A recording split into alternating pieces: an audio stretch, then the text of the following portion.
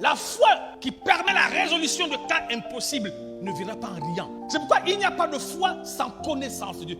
Est-ce que tu connais qui est Dieu? Est-ce que tu t'es renseigné sur cet être-là? Tu sais un peu de qui on parle?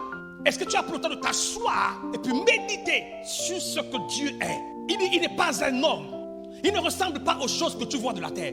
Même si quand il a fait l'homme, il a fait à son image et à sa ressemblance. Ressemblance, image, on parle de caractère, de nature, même de performance. Tel que Dieu est, aussi Dieu est un être de foi. Et il a tout créé par la foi. Et donc, il nous a rendus comme lui. Le problème, c'est que Dieu nous perd pendant le monde physique comme nous. Et donc, nous, ce qui s'est passé, on a été déformés. Le problème de ta foi, tes yeux sont trop sur le monde. Le problème, c'est que ça va tuer ta foi.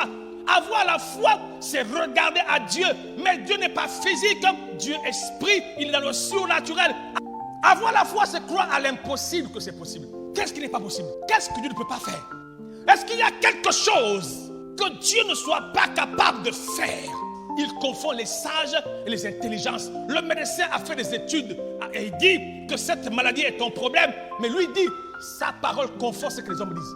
Tu dois être capable de croire en Dieu plus que ce que les hommes diront de toi. Cette manière de penser doit être liée à la connaissance de la parole du Seigneur. C'est pourquoi il n'y a pas la foi sans les Écritures.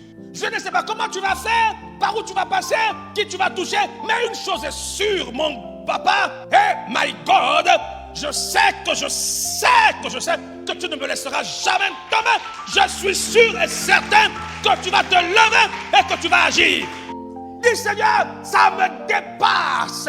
De connaître est surnaturel. Mais moi, je suis naturel. Amène-moi dans le surnaturel pour être conscient de ton existence.